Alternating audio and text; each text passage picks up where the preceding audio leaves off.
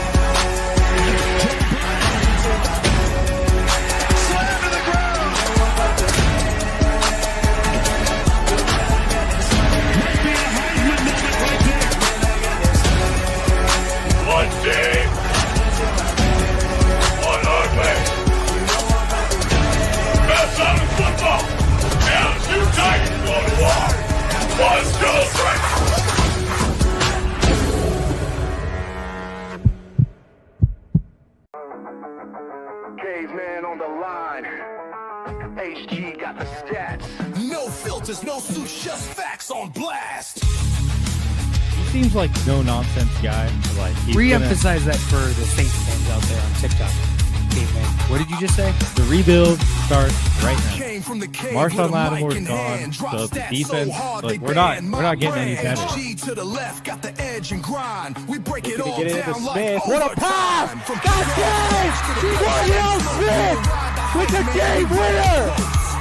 Oh my goodness! And that is why you have Aaron Fry pass the ball in. We roar from the base to the backfield floor. No filters, no fake control. We So really, like you have you have the best quarterback in the league, arguably, the best wide receiver in the league, and you've got the best edge rusher in terms of total sacks in the season.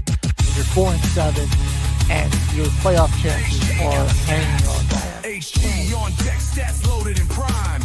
Reading the field. Let's make it interesting. We're making it interesting. Come on. Give us the freaking one. Breaking down ball like a heat wave blade. Oh, let's go! Oh, no. Put him in there. Did not put him in there. We see through the hype. Call out the Warriors.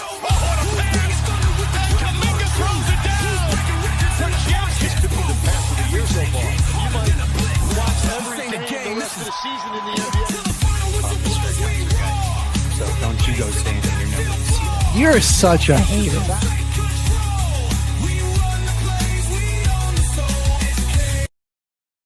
The station where our veterans' voices are heard, MBR Talk. Hey, thanks for tuning in. Welcome, Quack. Program are those of the speakers and do not necessarily reflect the views or positions of any entities they represent. Find us on the web at mbradio.us. You are looking live at Till the Final Whistle, everybody. We are back with another episode. Man, thank you everybody for joining us yesterday for our Veterans Day special of the Football Frenzy. Saints got a dub. Broncos got a dub. Week 11 has passed, but we still got a Sunday night game to cover, and one team may have missed out a little bit on the trade deadline.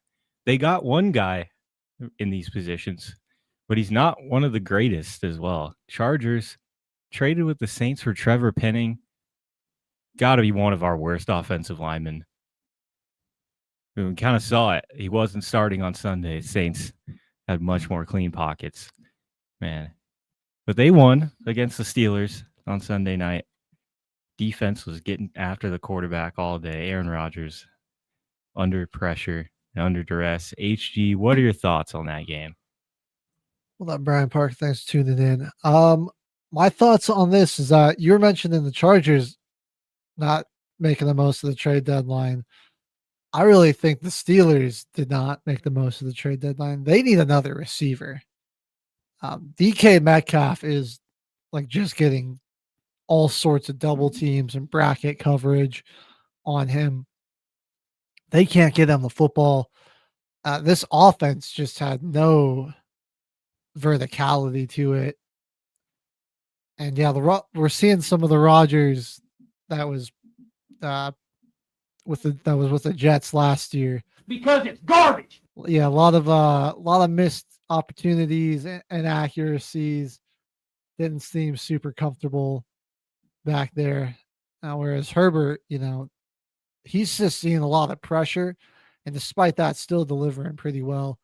It was just it's one of those games where like this, it's classic Steelers football too. They like bog it down, and I mean it's the defenses are both playing really tough, throwing haymakers that way, and it's like who's going to get that big play? And eventually that came from the Chargers with Ladd McConkey. They got a good drive, and then they get the ball back. They hit a big play to set them up in a nice situation. That was ultimately the difference here. But yeah, Pittsburgh, just when the defense starts playing well, the offense just disappears. They can't ever have both at the same time. Never. They really can't. Yeah. But I really think Pittsburgh would benefit from having another wide receiver. That's a legitimate threat alongside DK Metcalf. Like imagine if, I don't know, just like I'm throwing out a random name here. Like what if like George Pickens was on this team with DK Metcalf? Wouldn't that would be something interesting, That'd be kind of dangerous. I feel like that would be a really lethal combination, those two, And you get even more verticality. Throw in the speed of Calvin Austin with those names as well. Yeah. Pretty solid room. It's too bad that solid group. George Pickens being on the Steelers team was never a possibility. It's crying shame. Should we take a look at the Chargers offensive line? Because man, does Herbert need some help. Yeah, let's take a look. Bradley Bozeman, PFF ranked 36 of 36. He'll be your center tonight. Let's go to Trey Pipkins the third. no. He's your right tackle. He'll be the 35th out of 36 right tackles in the entire NFL. And don't you worry, Mekhi Becton Sr. here. You think that actually says 38 of 37. He's close. It's 36 of 37. When we talk about ass, we mean this offensive line here. Austin Deculus. He is 38. My gosh. I mean, how do they have like all the bottom tier rated offensive linemen? Dude, like Bradley Bozeman, Mekhi Becton, like Trey Pipkins, like those guys have been like quality starters the past couple of years too. They're just playing terrible. Having bad years this year. It's rough. Yeah, Trevor Penning's very confusing trade to add to this offensive line rotation if that's your plan there. I almost feel like they just wanted to get some more options, but they weren't really willing to give up a whole lot. And Penning was the one of the better options, despite not great play from him over his career. I don't even think he really got any time. I didn't expect him to really, because like you just got traded and you're coming into play right away. Wouldn't expect too big of a role instantly. It's probably not the defensive front to take on a short week where you're unfamiliar with the offense and maybe not as confident with blocking schemes and assignments and all that type of stuff. So it makes sense. I wouldn't want that guy to be in charge of stopping TJ Watt and Cameron Hayward and Alex Highsmith. No, that would be rough. That would be a rough time. Derek Harmon there in the middle as well. He's had a pretty solid rookie season. Yeah, this was another ugly game, but it was of our 3 primetime games, it was probably the best of the 3. That was like there was at least some action to it, some turnovers and a few big plays here and there. We got some points in it, so it wasn't a complete wash. But man, they really went 0 for 3 on the primetime games this week, and it's not looking like a good sign for the coming week of primetime football games if we're going to start it off with the Jets leading the way. That just it's Jets Patriots, right? Yeah, that just doesn't seem like a great idea. We're just gonna watch a blowout. I mean, that's better than nothing, right? Patriots will be fairly entertaining, I suppose. It'll be one side of the ball is going to be really good, and the Jets' offense is just Wisconsin. We were talking about that yesterday. Their punter, they could run a fake punt and have more positive passing yards than Justin Fields. Yeah. And you might as well try it, right? This is the type of game Jets run a crazy flea flicker, pulling out all stops. You know what I mean? But the Patriots are probably going to beat them down. Right. Well, I don't have a ton of confidence in the Jets' run defense against Travion Henderson. Man, I wish I still had that guy in fantasy. I had to cut him though and pick somebody else up. And now, of course, it took Ramondre Stevenson getting hurt. Not him fumbling 38 times this season. It took him getting hurt to finally start giving this running back with incredible breakaway speed the football. It helped me out in the league. It was the one time that he wasn't on my bench when everyone else was on bye. I was able to draft him pretty late. At least it auto drafted him pretty late in that one. So I'm happy with it. Well, should we move on to the NBA? Because we've had a lot of firings happen in the NFL this season already and in college. We just had a GM of the Mavs, Nico Harrison, almost a year too late, 9 months after that February 2nd day of this year, man. Luka goes to the Lakers. You get Anthony Davis. He's played 14 regular season games for you since the trade. So that's awesome. Cooper Flagg was your point guard for the first 7 games of the season. That wasn't working out. You pulled the plug, got D'Lo in.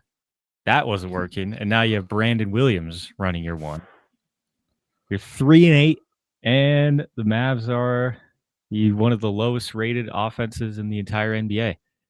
They're just barely ahead of the New Orleans Pelicans. That's where the Mavs are right now. Really? The start of the season, man. It's been a rough going. I mean, why? The question kind of hangs out. It's like, why fire him now? You were able to get that draft lottery win at least. Kind of got lucky there. Could have seen what Nico was going to build, but at the same time, like this situation where you're at right now in the season, you might as well just fire him. Dude, and like you got to just be sick that like you don't have Luka. I'm looking at what his stats are on the Lakers. Dude, he's averaging 37, 9, and 9. Yeah, nearly a 40-point triple-double. Oh my God. That's in 7 games played. Wow. I can't believe he's not top 5 in the MVP discussion right now, too. That's that's heinous to me. I mean, like, dude, like when old man Braun gets back, if he can keep up the way he's been playing the past few seasons and be like a 20-point average or 24-point average type of player, I mean, this squad is going to be kind of dangerous. I wonder. DeAndre Ayton is the only thing that is the only question mark for me. He's very like all over the place. He balled out against the Blazers, but he's been uh, kind of just mid tier to below mid tier for the rest of the season. But Luca, AR, and Jake LaRavia. Yeah, I think I saw their nicknames like Trace Loches or something. uh, they're those three are balling out. I mean, Luca and Reeves are both averaging 30 or more points a game. That's pretty impressive. So I wonder if there's like a minimum games played here. I'm looking up the leaders in the NBA now. I think there's a minimum amount games played for you to qualify, like at least 8. Is that why Luka's not up here? I think that's why it's at least 10. I think. Well, because they got 10. I think it's at least 8 because you got like Reeves in here who's played 8 games and somebody else. Norman Powell on the list that playing 8 games. Jamal Murray's only played 8 games. Okay, that makes sense. They're in the top 50 there. All right, so yeah, I mean, so really he would be leading the league in scoring, or he'd be one of the top 5 if he qualified with the minimum number of games. Yeah, he just needs one more game and he'll be there. Basically, yeah, because Giannis is he's currently leading the league at 33.4. You got Shea up there at 32.8. Tyrese Maxey, man, he's been having an amazing season, 32.1. Not surprised to see Devin Booker up here. He's carrying a heavy load down there in Phoenix, that's for sure. Wow. All right. Okay, where does the future even go for the Dallas Mavericks, though, man? Like, circling back to them real quick. I'm trying to look up right now their future draft picks here and see if they even own any of these picks. So they only have one pick this year that they own. Anything in the future is either via LA or via Philly. And it's all in like all the picks that they do own are in about 10 years. Wow. So if you're really a team that wants to make a move in the trade deadline, you trade away injured and kind of old Kyrie, older Klay Thompson, or older Anthony Davis. I mean, your roster is really old aside from Cooper Flag. So you either try to sell all your older players, which probably wouldn't get you that much, or you go and try to sell Flag at the trade deadline. I can't. No, you don't sell Flag. I mean, what even happens?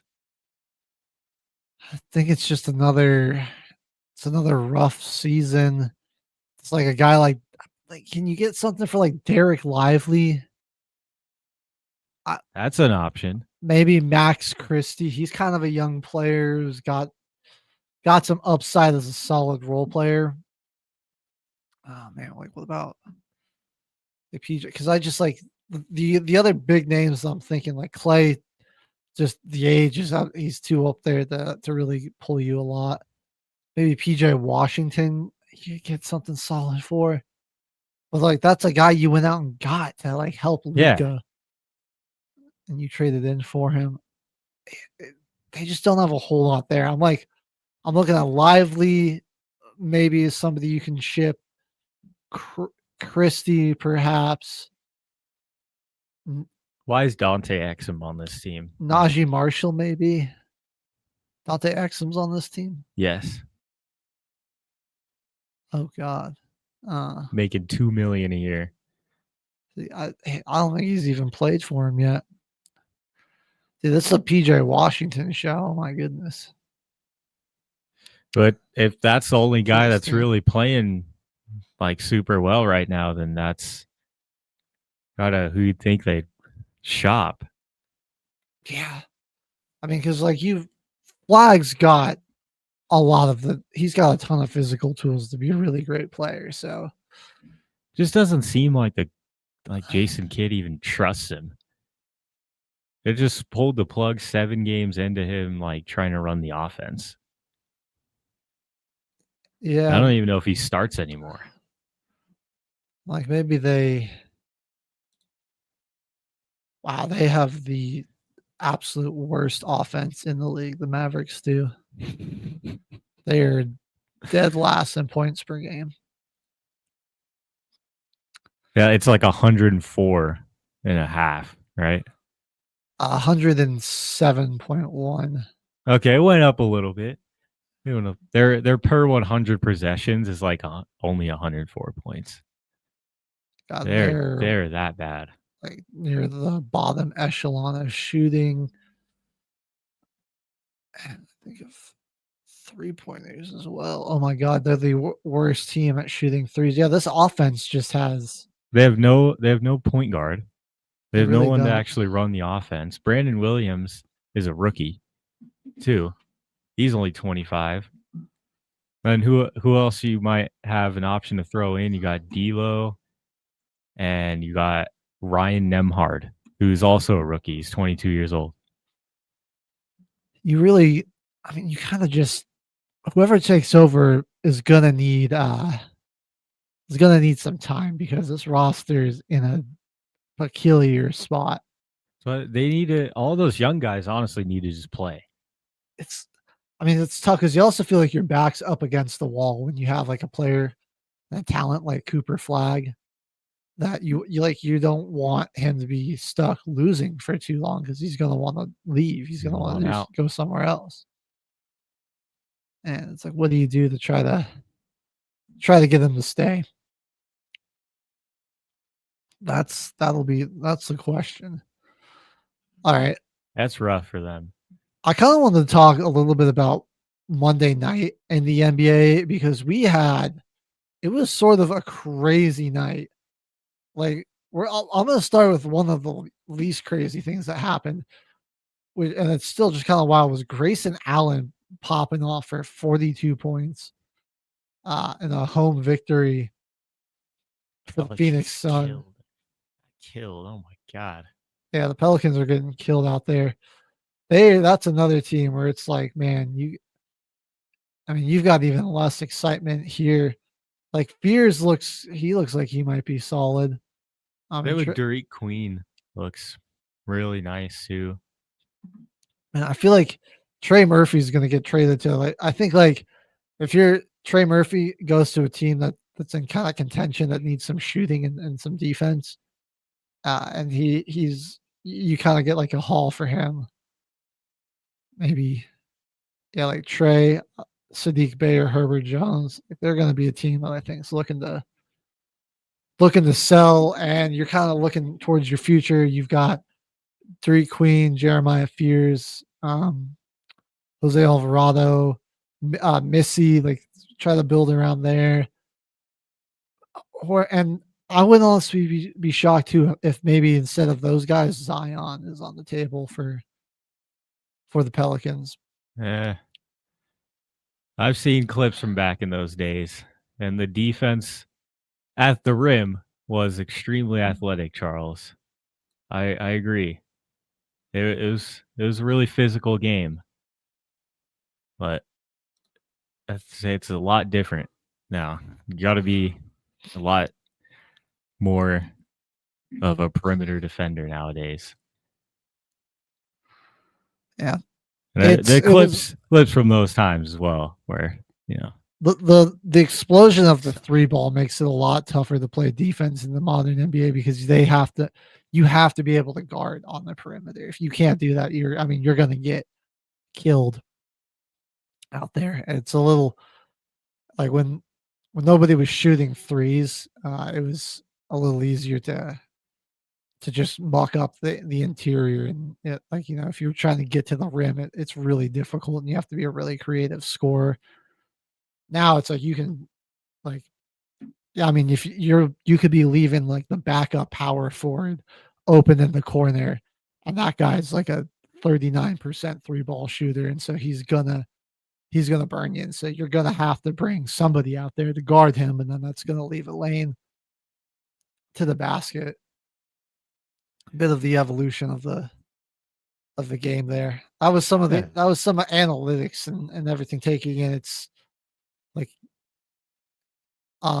it was like guys taking like step back or like mid range shots at like 18 to 20 feet was around like a like low 40% uh type of conversion rate. And eventually people started to realize, if you can just get better at taking a step back and shooting a three, the percentage only goes down slightly, but the the amount of points possible that you can score really goes way up. Because in the end of the day, that is the end goal, is to score more points than the other team. And so you saw that was like the emphasis that just became so important on every player. It doesn't matter what position you play, like you have to be able to, you know, and to when you're like beyond the arc, you got to be able to be somewhat of a threat to step up and take that, and knock down a shot. It really just opens up the offense a lot. And I'd say there is a lot of still like physical perimeter defenders that play defense hard, like Pelicans, for example. Herb Jones, really good on-ball defender, like really good, able to poke the ball and like reach in without getting that those fouls that everybody likes to talk about. Yeah. He's able to average a lot of steals while doing that. Same with Trey Murphy. There's a lot of guys on the perimeter that can defend the ball. The best defenders in today's NBA too, like they gotta be like moving constantly. That's like it's a lot of, you have to like be quick to rotate. That's what I was gonna say next. Sorry, Yeah. Go ahead though. Yeah, but you just gotta like, it's a lot of being able to rotate quickly, close out, because the offense is gonna stretch you out, and so that's why it looks like guys are running up and down the court, is because you're spacing the defense out and forcing them to cover more ground, Like that's to come and defend. The evolution, like the changing of the game, and like shooting the three ball more, it causes defenses to have to rotate, and it's just like a good defensive possession where everybody closes out on that shooter, and they're not like, the offense can't make that extra pass to the wide open guy. It's literally just them running from guy to guy on the defensive end, getting a hand up, or they're playing the lane and picking off the pass. Yeah. And I honestly think that's one of the most beautiful things about today's game.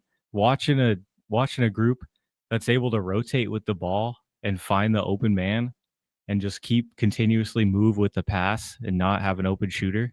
That's one of the most beautiful things about basketball now. I can't even lie.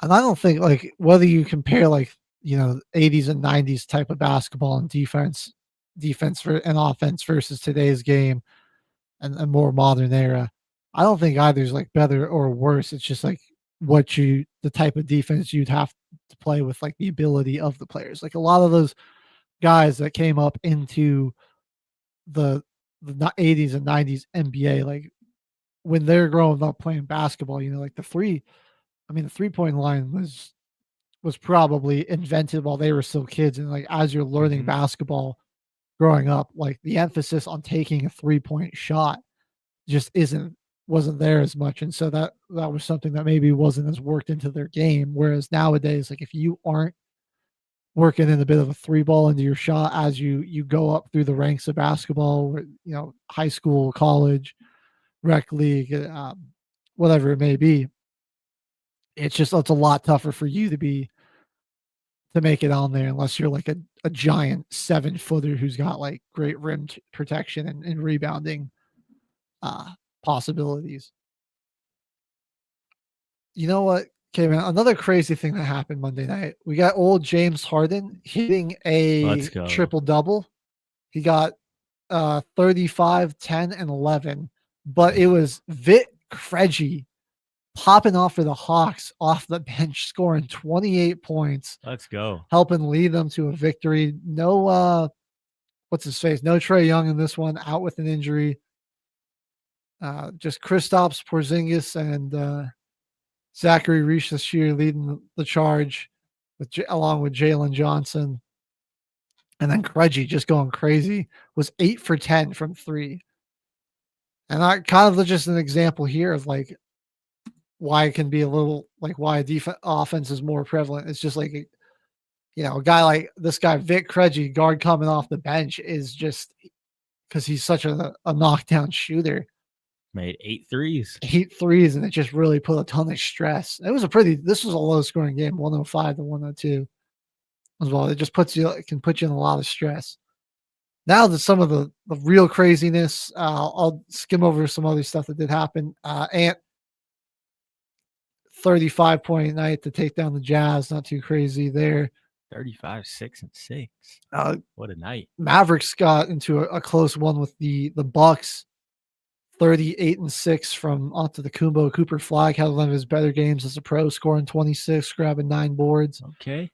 Victor Wembanyama handing the Bulls another loss. He had 38, 12, and 5 blocks in this one. We're gonna give Wemby some love because he's like just a type of player. Again, 5 blocks. This archetype, we've just never seen something like this, man. Like he is. Like in this game, dude, he crossed up Vucevic, like up at the top of he at the perimeter, crossed him up, step back into a 3, money. At 704. Even if you don't get crossed like as bad as Vucevic did, like Vuce went down to 1 knee. Even if you don't get as crossed as bad as he did, like how do you legitimately impact that shot? He's 7'4. He's 7'5, really. The only guy on the court that can affect the shot is Vucevic. He got chopped down. Yeah. I don't know, man, what the league's going to do about this guy. Having De'Aaron Fox back in there, I think is just given it might open some more things up for Wemby. Again, like I like Fox as a scorer. As a point guard, he's not a great playmaker. And one thing that I've been noticing with the Spurs teams, dude, they are just missing some easy lob attempts to Wemby. Like what? Like I don't know, like if these guys just don't have the confidence or something, but like 7'5", I mean, just put it up high. Put it up to him. There's a good chance he probably gets it. Give him a shot. And then I don't know if I mentioned the Luka and Miles Bridges duel that was kind of going on in Charlotte. Lakers ended up getting a 10-point win, 38 for Luka, 34 for Bridges. But the 3 games that really had some craziness here: Pistons, Wizards, Magic, Trailblazers, Heat, Cavaliers. Some game winners and like last second game tying shots came in. Which one would you want to start with, man? The Heat and the Cavs game, because that was crazy. Donovan Mitchell, 28 and 15 rebounds. That's like one of the shortest 15 guys. Rebounds. One of the smallest guys out there. 8 assists as well. And that game tying 3 was nuts. Dude, it was like horizontal shooting from the corner. Hit it with 0.4 left to go. And despite that fantastic play by him, they let Andrew Wiggins get open on a back cut, and he ran free. He caught that was just a defensive breakdown, miscommunication. Somebody was not in the right place. Where I mean, you let this guy run right to the basket. He caught the lob on the inbound, threw it down right as the buzzer went off. Like that's just a lapse. Like something went really wrong there. I guess this Miami team, bro, they're kind of fun. Like Wiggins is a great addition to them. Bam wasn't even healthy in this one. He's been great this season, but yet Kel'el Ware, 20 rebounds in this one to go with 14 points.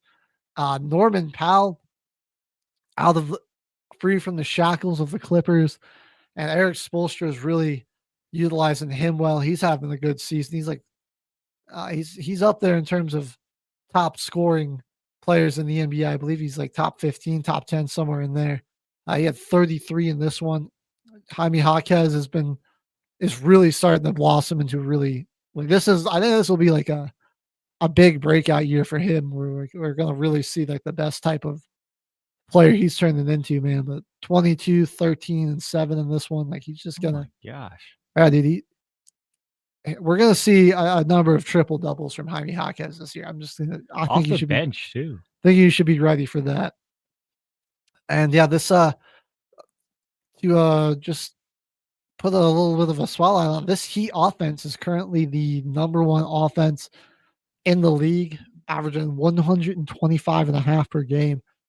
And my Denver Nuggets, though, shout out to them. They're up there, second best offense in the league, third best scoring defense in the league too. You love to see it. Only other team that's both top 5 in points per game and points per game allowed is the Oklahoma City Thunder, who have the number one scoring defense and the fourth best scoring offense.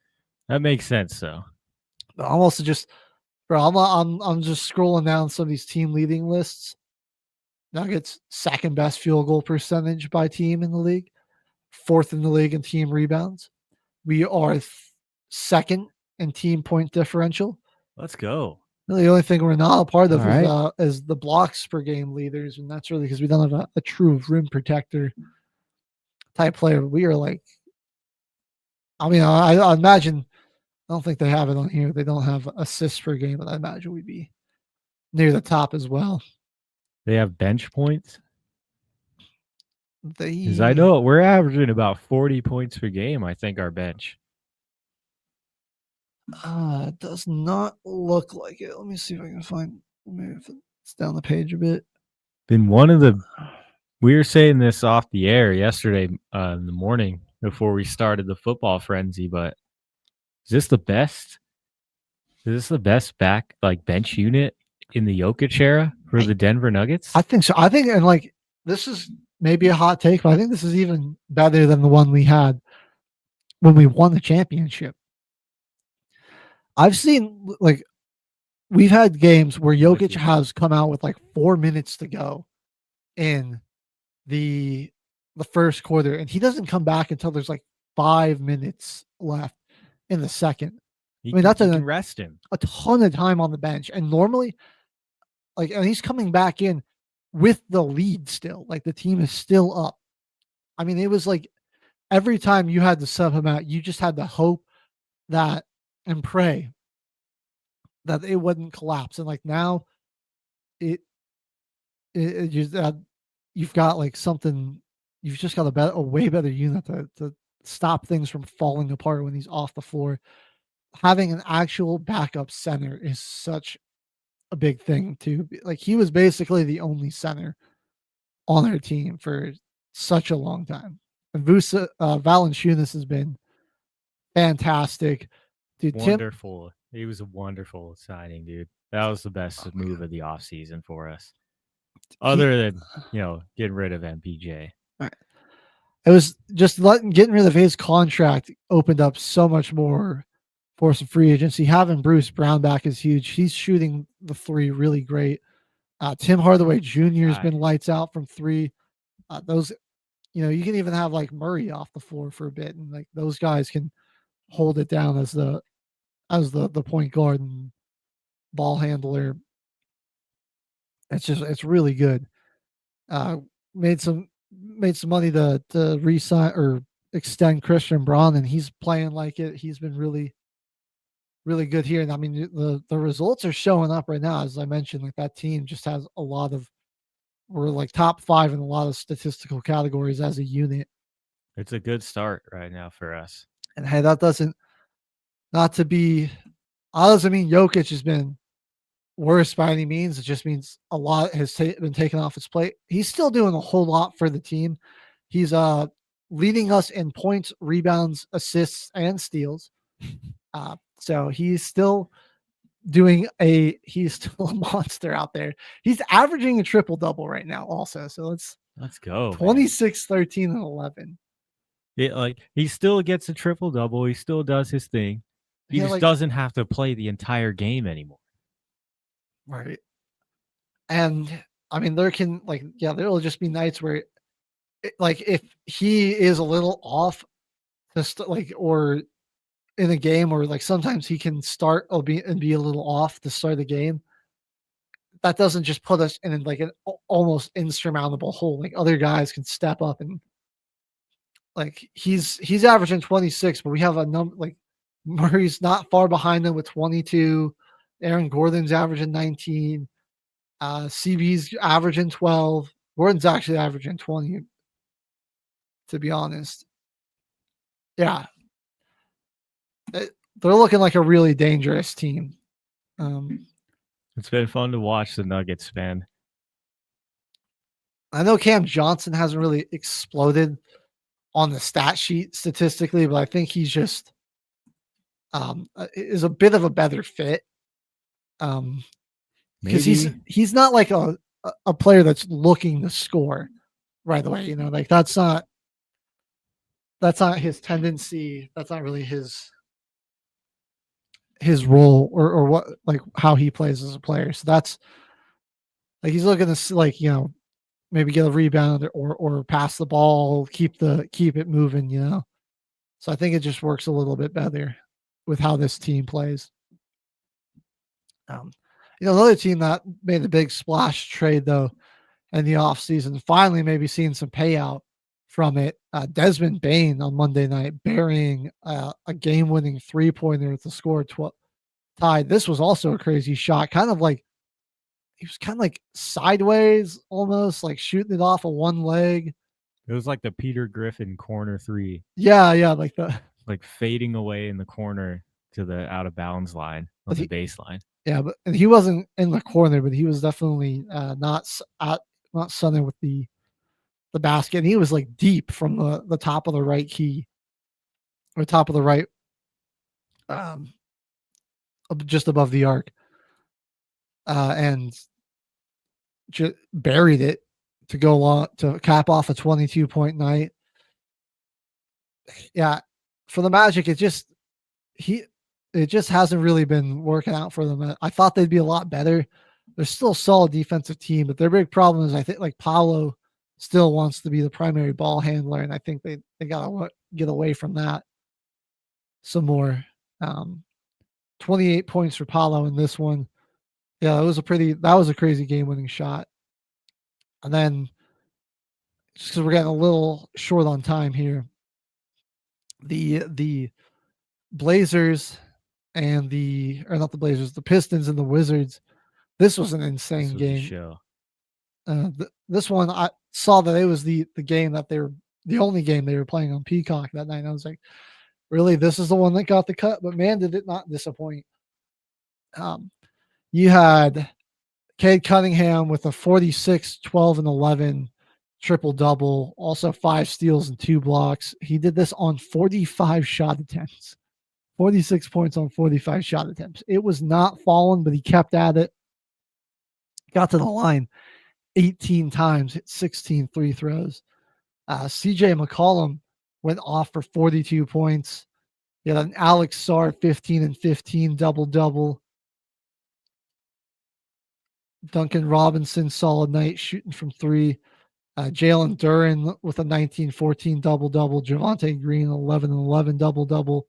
It was Dennis Jenkins off the bench hitting some big shots for him and hitting the game-tying shot to send this into overtime, where CJ went to take a shot to take the lead, and how well he was playing all night for his shot to just go off the side of the backboard there. In that situation, I was like, man, that's just peak Washington Wizards basketball right there. They always go out in the worst ways, dude. They do. Pistons are red hot to start this season out 9-2. Top of the East. 46, 12, and 11 triple-double from Cade.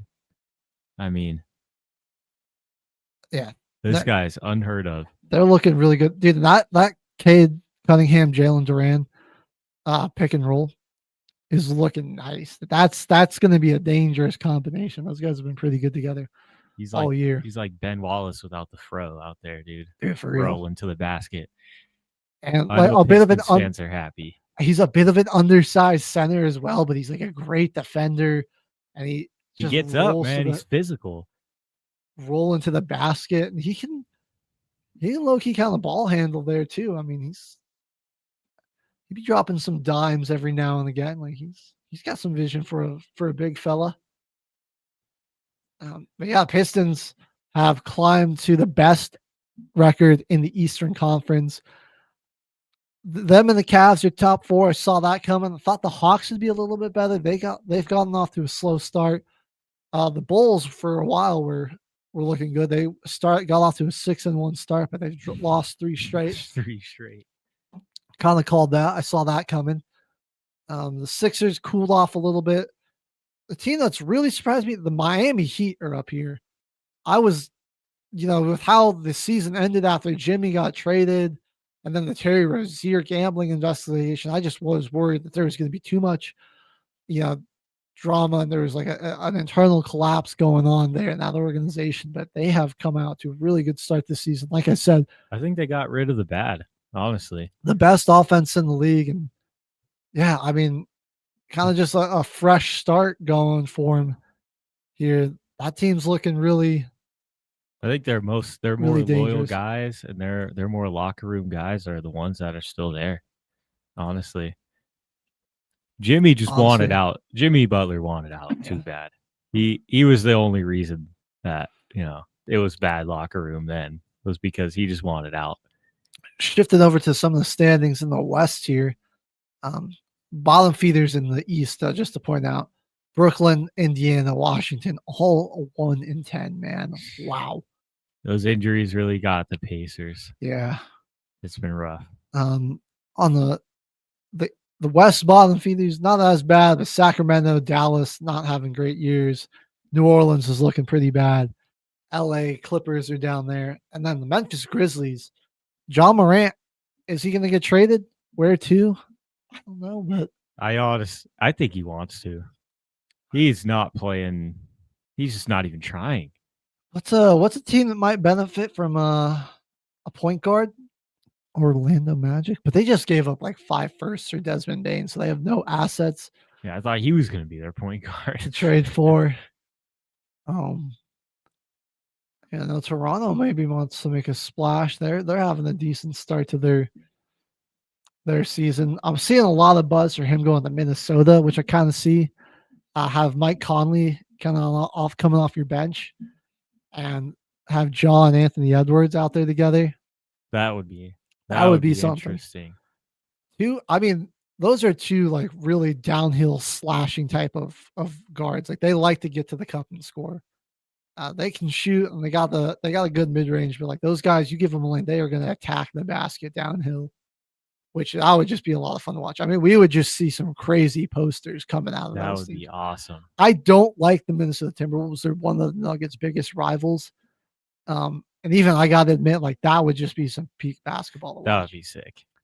Some surprise teams here in the West. I mean, you got the Suns at 6-5 right now in playoff position. We'll see how that holds. The Jazz would be play-in position for the Suns. The Jazz would be one of your last teams in the play-in. The Warriors, Steph's been hurt, so they're about the middle of the road start. No hangover for OKC, 11-1 record. I believe they've played more games than any other team in the league, with 12 this season, and they're looking pretty good. Then you've got a couple of 8-win teams all behind them. You got the Spurs, the Nuggets, the Lakers, all having really hot starts to the season. And honestly, for the Lakers, I just see and the Spurs and the Nuggets, I just see it continuing as they, LA and San Antonio will get healthier, and if Denver can stay healthy, it's looking really good.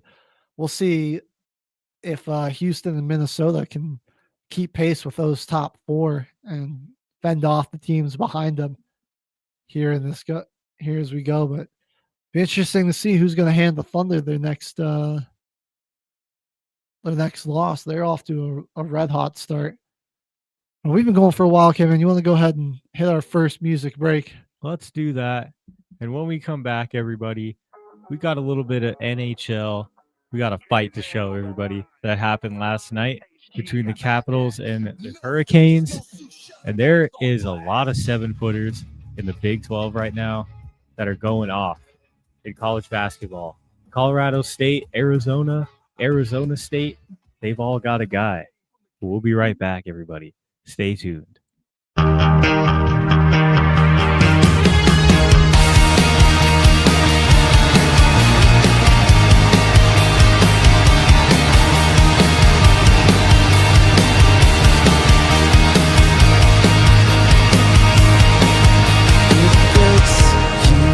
Complicates and shakes you, consumes all that makes you deep inside your bones. In a moment, choose the things you want and remember who you are and who you want to be. An anonymous dream came calling deep inside your soul. Let it came with love and splendor, everything you owned. It's right there for us. Just take a chance. How does it feel to fall forever? Don't you know I'm not afraid to take it as it comes? How does it feel to fall forever? Don't you know I'm not afraid? Just desperately in love. In a moment, we become absorbent, open to all currents of electricity.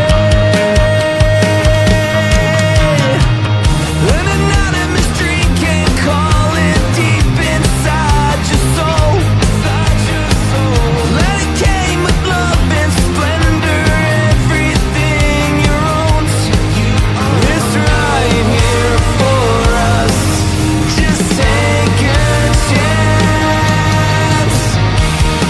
How does it feel to fall forever?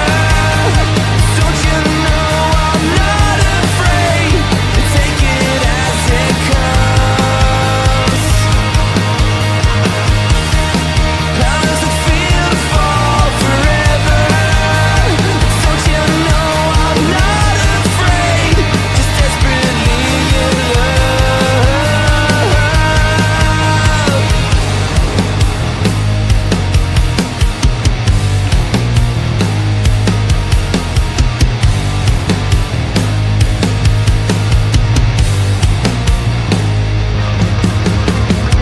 Take my hand into the further. Let's go and fall forever. You take my hand into the further. Let's go and fall forever. How does it feel to fall forever? Don't you know I'm not afraid to take it as it comes? How does it feel to fall forever? Don't you know I'm not afraid? Just desperately in love.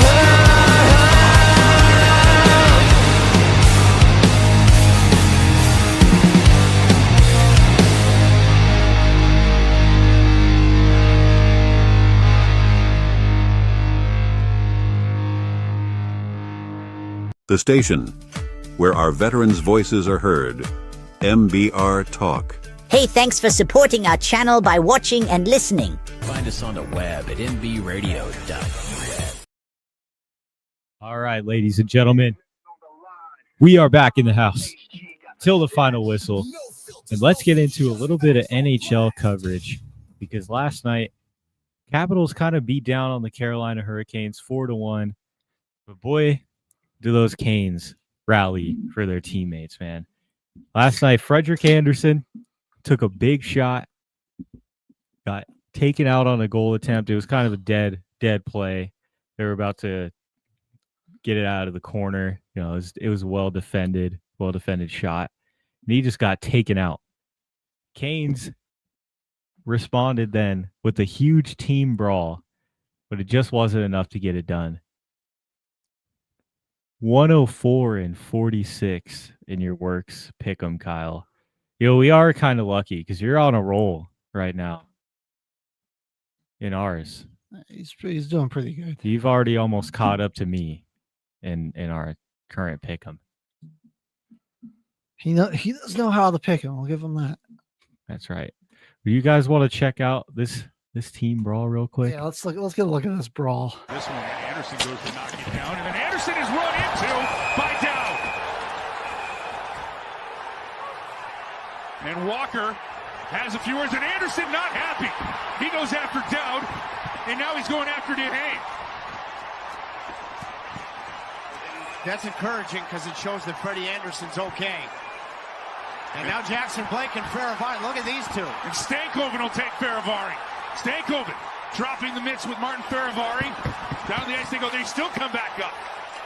A couple of rights from Stankoven. And another one. And he connects. Now they go down to the ice and the linesman will get in there. And Anderson's being prevented. Way to rally for your team right there.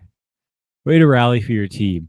This was early in the barrage of goals that came later on from the Capitals when it was only 1-0. But this game was honestly kind of even, well defended. Both teams had 5 power play opportunities, just a lot of giveaways and a lot of turnovers and missed opportunities from Carolina in this one. And they just couldn't get past the defense of Washington. This could have been one of those crazy high-scoring overtime games where we had, a few different fights, but Carolina just wasn't able to keep this game as close as they wanted to after their goalie took a shot. Yeah, so I feel like there's a bit of bad blood on those two teams, like just from those two teams squaring off in the playoffs last year. Yeah. I see that definitely saw that spilling out there as well. They were just able to capitalize on all of the Hurricanes' mistakes. Shout out to Logan Thompson, the goalie, 30 for 31 for Washington. Had himself a night. Carolina led in shots as well, man. Weren't able to keep this one close. Lose to the 8-7 Capitals, who are on a pretty slow start, but could this lead to a little bit of a run? Ovechkin got himself a goal. Each goal is from a different player. So they're definitely, we'll see. With how early it is, they're not out of it, but they'll need to pick up the pace a little bit. I mean, aside from this loss, Carolina and New Jersey have both been really good this season. I think Pittsburgh, I feel like they're close to getting hot and going on a crazy winning streak or something like that. I think we'll see that at some point from them this season. So they're going to have to put together one of their own if they want to go back to the postseason. Avs got to be the team to beat, though. They're right. Killing it right now. Well, Anaheim's having a great season so far, and the Avs dominated them last night. They put up 9 goals on Edmonton the other night. They've been really good. Killing it. But Dallas and Winnipeg, dude, the Central is so stacked because Winnipeg and Dallas are, again, having great seasons. They're right on the Avs' tail. The Blackhawks aren't too far back. I mean, the Wild and Blues were both playoff teams last year who could, are looking to return to form. The Mammoth, one of the newer, younger teams, is still having themselves a really solid season. I'll say, though, the Avs haven't lost at home in regulation. I think they've got 2 overtime losses at home, and they've only got 1 just straight up loss on the season that ended in regulation. So they're 11-1 that way. We're gonna have to get out to a game one of these days, man. You got Nathan McKinnon. He's leading with points this season. He's also got the most goals. He is second in plus minus, along with Arturi Lakonen and Kale McCarr, bro. Like 3 Avs are top 5 in plus minus this season. You got some pretty successful teams aside from baseball. Colorado right now. Dude, Scott Wedgwood, Denver sports fan, right? He's he got one of the top goals against averages in the league. He's top 5 in that regard. He's got the most wins by a goalie this season. All right. So, I mean, like on both sides of the ball, or puck rather, Avs are pretty complete over here. They're leading skating leaders with goals per game. And let's see what else they're up here in. Okay, so not as dominant as the Nuggets, but in goals per games and goals against per games, they're first in goals per game and goals against. They're second. So great offense matched up with great defense, man. This is exciting. Yeah, Colorado's been pretty dominant this season, this fall in sports. And the Rockies signed the guy from the Moneyball team, so that's exciting. I mean, we'll take it. Yeah, there's some good stuff going on We'll take it for the Rockies here. That's not terrible. Yeah, that's not terrible. But I was talking about Pittsburgh. They've got one of the best power play percentages, one of the best save percentages. They also got 2 shutouts this season, tied for first with the Wild and the Rangers. So keep an eye on Pittsburgh. Their record hasn't quite shown it just yet, but I think they're going to be a dangerous squad this season. Man, this is just the best time in sports. If the Rockies made the playoffs, it would have been last month. But they're way out of it. They want 2 hands and a couple of toes, and you can count how many games the Rockies won on fingers and toes. They're awful. Yeah. Perfect time of year. I forgot. Did they set the record or not for worst season? I think they just barely missed it. They set the record for the worst start. I think in the first 40 games, they had the worst record of all time, but they won enough games that they didn't pass the White Sox from last year, from the year before. That's too bad. Yeah. I mean, at least we could have broken 2 records in one season and then moved on from our GM, which we still haven't hired a new general manager yet for the Rockies. So we'll see what goes on. All right. Further updates ensue. Well, we'll move us on here, Caveman, for some time constraints.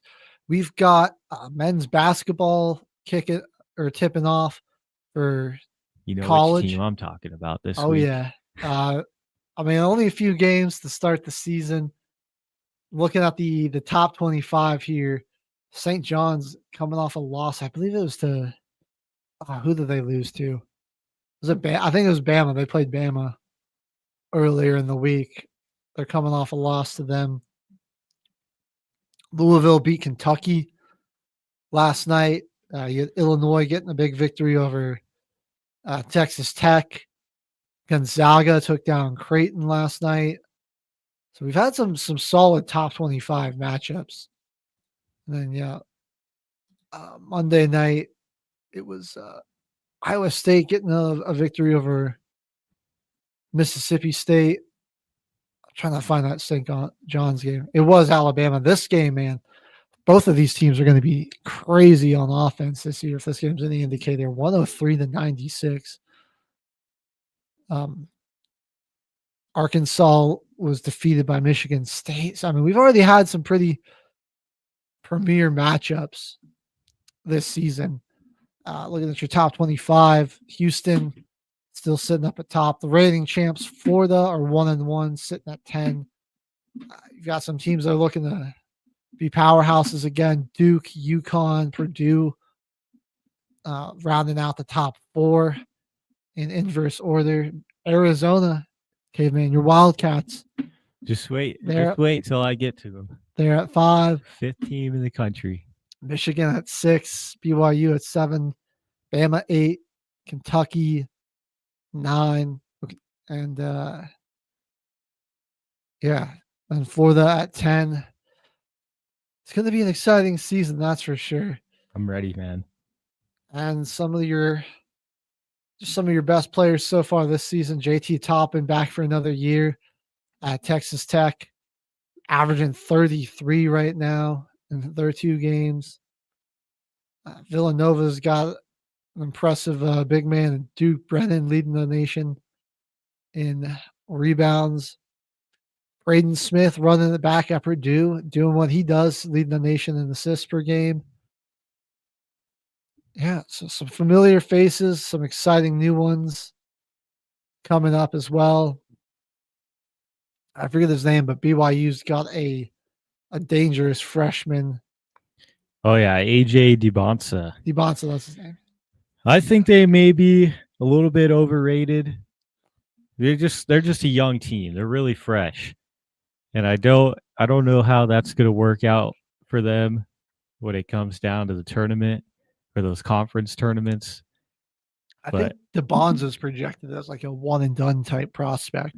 Yeah, he's one of those guys. Going to the NBA. Shifting it over to the Big 12, though, there's a lot of teams that are in the top 25 to start the season.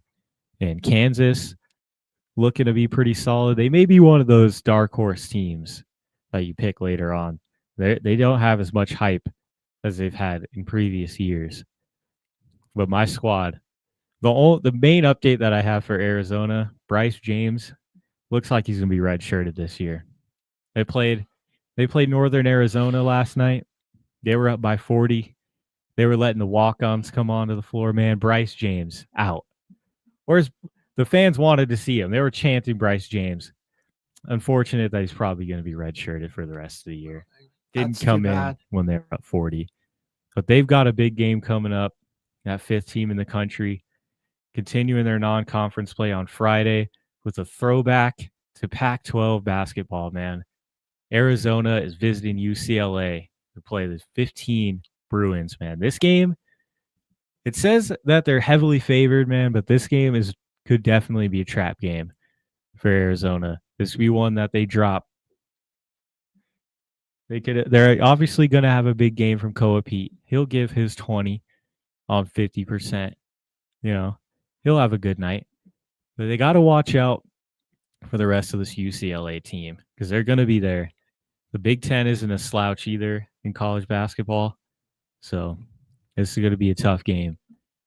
Yeah. That primetime Hall of Fame series. I think we're going to get a return to some Big 12 dominance here in basketball this year. But the Big Ten certainly got some exciting teams coming out of there as well. The Big East definitely does still have some of their powerhouses. UConn, Creighton, St. John's, who haven't gotten off to a great start. I think teams like Villanova, Xavier, Marquette, who's not ranked, all could have some resurgent years as well. Same with Butler. It's exciting, but yeah, again, you're definitely right. Looking at the Big 12, I mean, there's some dominant teams in here. I think I might know the reason why. A lot of teams got 7-footers on them. Arizona, they've got Toby Awaka. He's their leading rebounder, giving them pretty much a double-double last night, 10, 9, and 1 in 20 minutes, averaging about a block a game. But there is plenty of other guys that are just going insane this year, and they're above that 7-foot mark. We're seeing a lot of people that are looking to make a name for themselves in college basketball. Young 7-footers. It's interesting to see, man, because they're really athletic. Let's take a look at these clips, man, because Colorado has one. But maybe the Big 12 will hit close to home a little bit more this season for us. We will be watching out for the other teams. Let's check it out. 2 fouls now. Yeah, it's a team blow. Taken away by Colorado. Look out! Bang got deck! Arizona State opening their year with a couple of whack opponents. Here's Jop on a step back three. Watch out! Barrington come from? So there's an alley-oop to Dak. Holy cow! Great dive for the Blues ball. It's the big fella Jop running the floor inside. Howell. Dak right around Phillips. Oh my goodness! You love to see it. You love to see the young big fellas out there getting dunks early in the season, get big minutes. You know they're going to be pieces for them moving on in the future as they build their teams, man. It's going to be awesome. It's very exciting. Yeah, the Big 12 is going to be cinema to watch this year, and I just can't wait to see some of the 7-footers in March, what their impact's going to be. Season's just started, though. We've got a long way till March, a long season. Hopefully everybody can stay healthy and get to March with some good health going. But we're coming up on 9:10 here. We're going to go ahead. I know you guys might have saw me getting the notepad out there, getting everyone's favorite segment, team building exercise.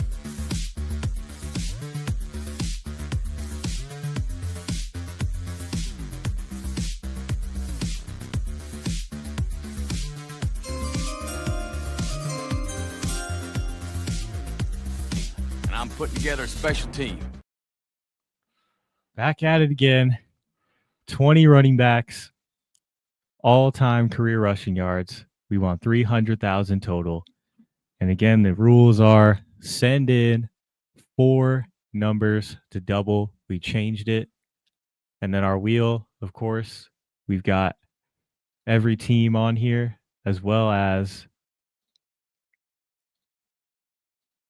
your choice space. Sorry, I was pulling up our wheel here, getting everything ready. But we're back on Spin the Wheel. Let's get it going with our first spin. Again. Drop a comment for those 4 numbers that you want us to double. And we got the Chiefs. Marcus Allen. I believe that's our start for this one. Let's hit it.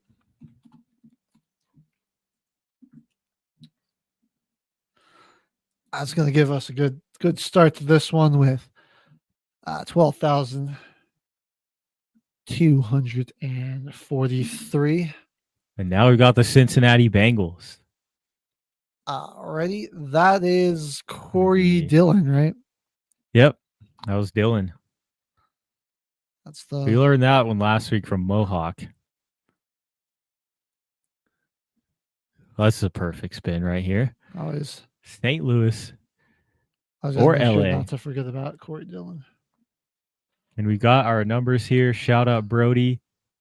Oh, do you want to say it or should I? Oh, he's giving us a viral moment. Going to be 6, 7, 12, and 16. I was about to just say it without even thinking. I was like, man, I walk right into it. All right. So I think with the Rams, we want to take ED. That's our first pick. Dickerson. Yeah, that's a cool 13,259. And now we got the Ravens. The Ravens. King Henry. This is got to go King Henry. Did you know this is a crazy of a true stat? Derrick Henry in his what is it now, 11-year NFL career has just officially caught up to his rushing or surpassed his rushing yard total from when he was in high school. My God. That's how dominant he was. Get out of here, pop-up ads. Goodness. Vikings. But getting to 12,127. Vikings. I mean, Adrian Peterson, right? Yeah, that's an obvious pick there. That's our guy. Later on, that's when it gets kind of hard for the Vikings. And we get the Titans. Just got Derrick Henry. Do we go, what's his face? Earl Campbell from when they were the Oilers? Oh, let's give that a shot. Let's give that a shot.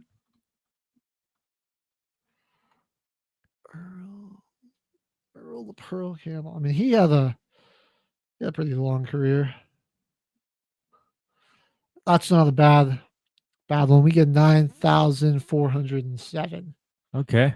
That's Okay. no way, Caveman. He was also a New Orleans Saint. Really? From 90 or 84 to 85. Huh. Didn't know that. Was that his last year? Yeah. Oh.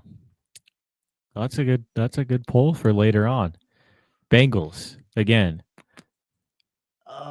Oh well, sweet. We do get the double Earl Campbell's numbers. So this all one's right. also a double, and we're on 7. Yeah. Okay. Let's do can we get a yo in the chat here for a respin? Get us off of the Bengals. You might need a yo. Not a major fan of this. One of those franchises, dude. They don't have a whole lot of good options.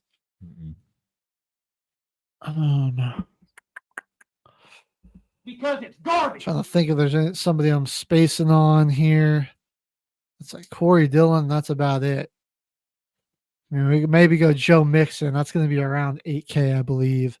All right, we got it. Give us that respin. Got the yo. All right, let's go. We'll take Appreciate it. Kara and Brody both coming in clutch here. That's strike one. Are you serious? Let's go. We Bears. almost got the Bengals again, but we land on the Chicago Bears. All right, that is Walter going to be Payton. sweetness all day. Shout out to my mom for dropping the yo. Clutch performer of the episode right there. We may need some more later on. We get the double 16,726 rushing yards. Now that's really a clutch yo right there. That's really a clutch yo. And we get the Chiefs. Greatest to do it. Do we rock Priest Holmes here? Let's do it. The I think that's next up. Speaking of Priest, y'all ever see that movie? It's called Priest, starring the guy that did that played Vision. What's his name? I have not seen that movie.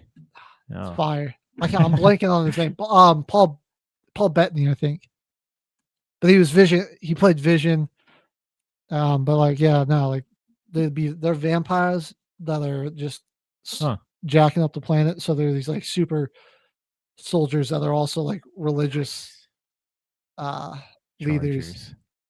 Take LT. I'll have to check that movie out. I've never heard of that. It's kind of fire. I mean, it's like one of your classic like mid 2000s like sci-fi type of action thriller movie. Okay. So you said we got the Chargers? Yep.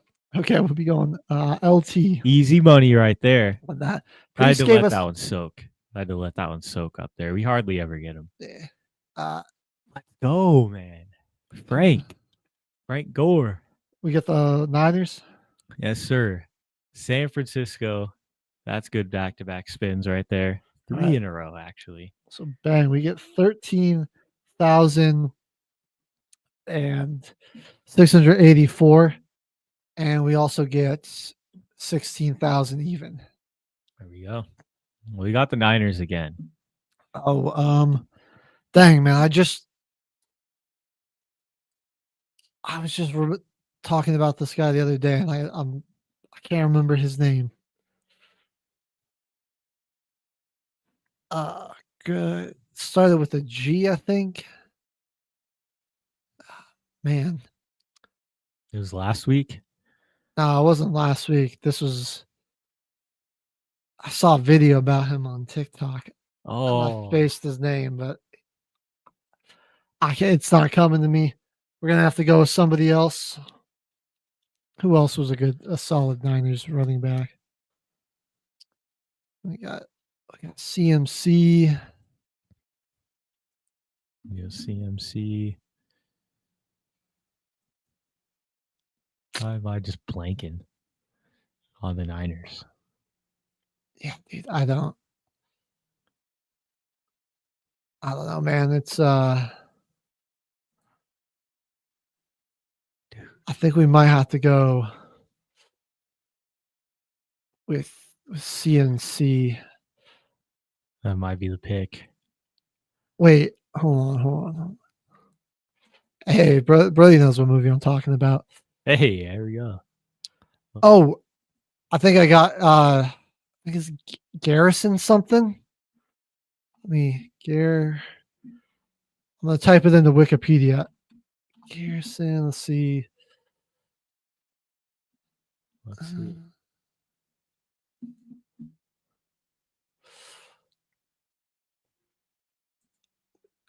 Bear with me. Let's see.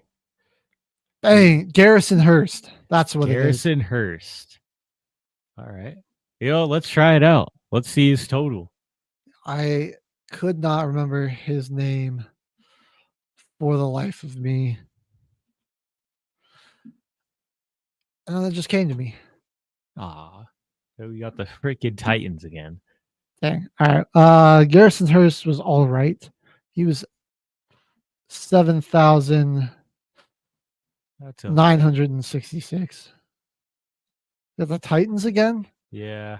I really don't want to go Chris Johnson, especially if we get to double this one. Why don't somebody drop a yo? Oh, we need a yo. Give us that respin. Because we've already used up Earl Campbell, no King Henry, got like CJ2K.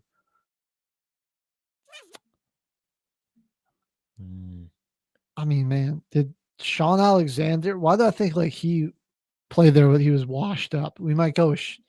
Well, that actually might be a good pull. Hang on, check that. We're gonna double check that. Nah, he didn't. Oh, actually, did we get that yo yet? We got did. two of them. Just give us a respin. Let's do it. I think we'll just see if we get something better here. Eddie George was what I was thinking of. The Texans? Oh yeah, freaking Blake. Is that what that says? The Texans? Yeah. Oh boy. Dang, there's somebody we're forgetting here. Come on, Caveman, we gotta dig deep. Or we potentially just risk having no more yos the rest of the game. Was it 1 week that we found out that Marshawn Lynch was a Texan? Or was it like Frank Gore that we found out was a Texan? I think it was Frank Gore. I can check Marshawn's teams real quick. I think he was just a Bill, a Seahawk, and a Raider. Unfortunately. Yep. Yeah, those are his only 3 teams.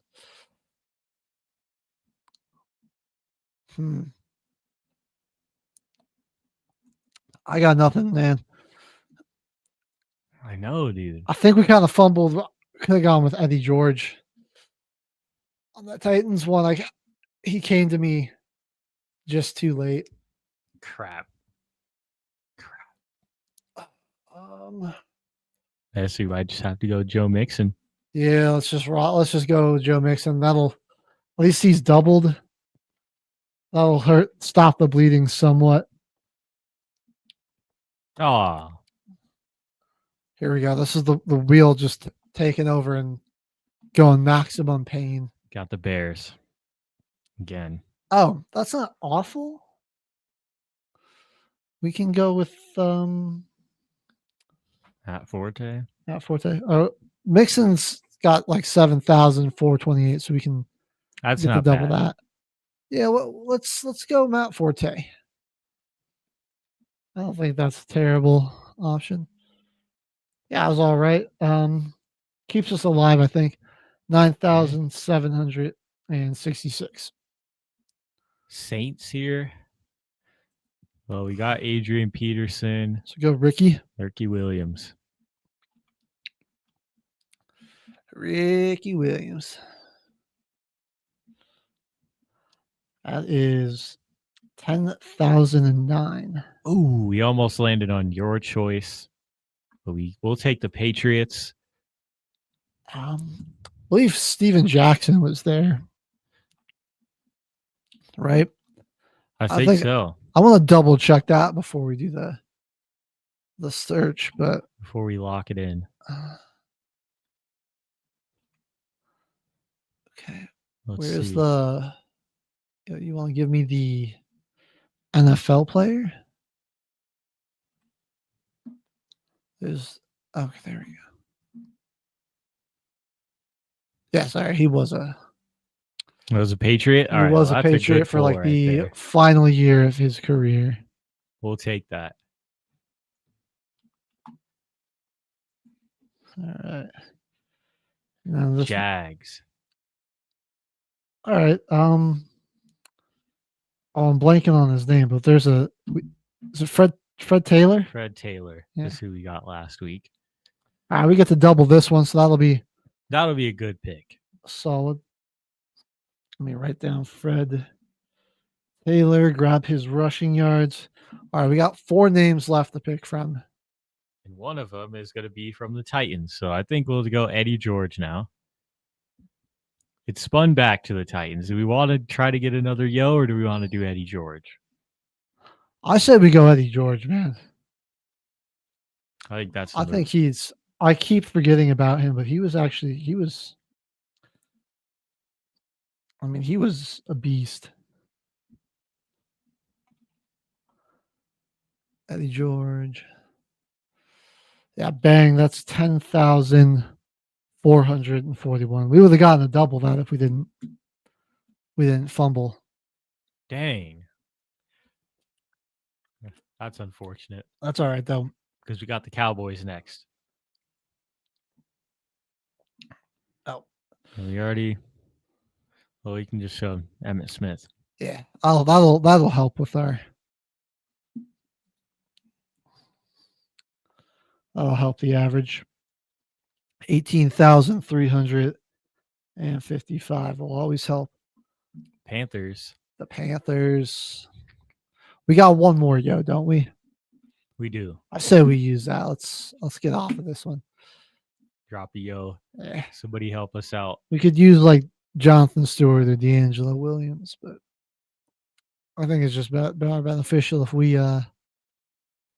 try it.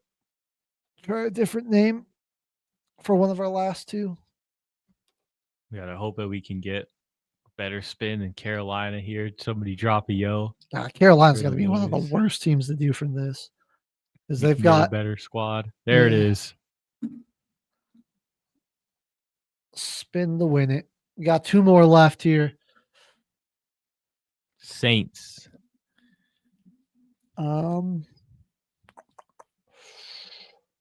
Could go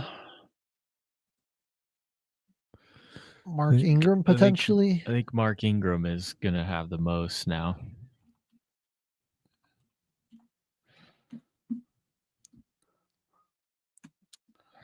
Well, we're on with him. He's not. All right.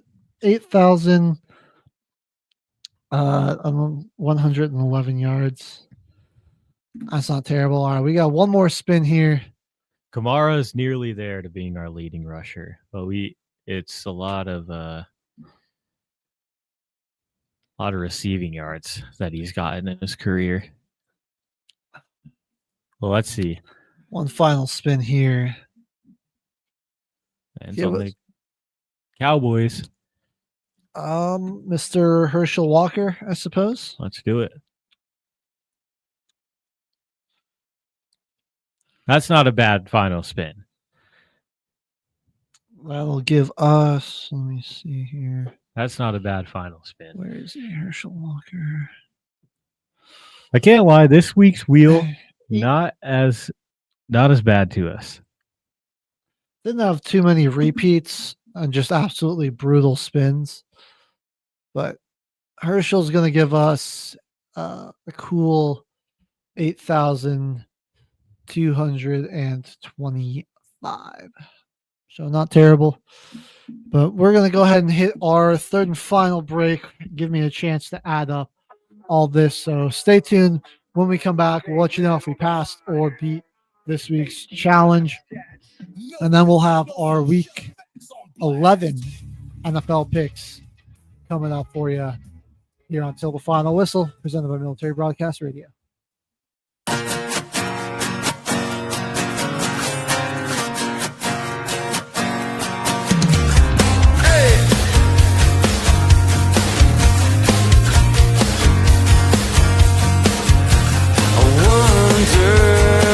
Souls cast a shadow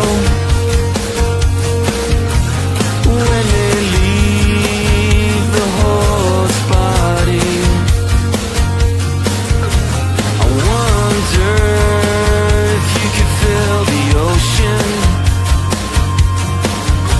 if you use the depth of me. I was searching for a sign. I was lost, but now I'm fine. Throw me a line and reel me in. Oh, please reel me in. Won't you reel me in? Just reel me in. And if you lived a good life, would you come back a better man? Does it not even matter? As everything fades out and then you're dead. I was searching for a sign. I was lost, but now I'm fine. Throw me a line and reel me in. Please reel me in. Won't you reel me in? Just reel me in. Come on.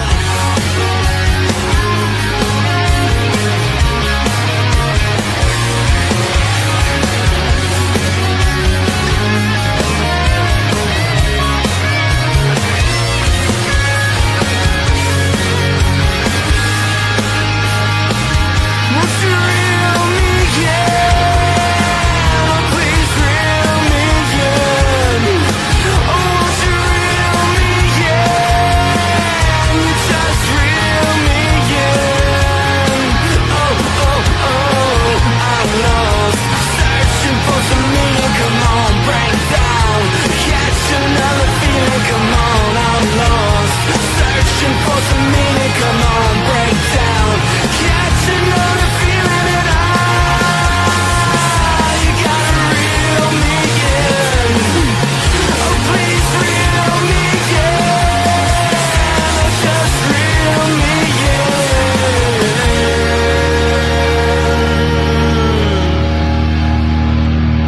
Penalty on YOU. Delay of game. 5 seconds before the show. But hey, thanks for watching.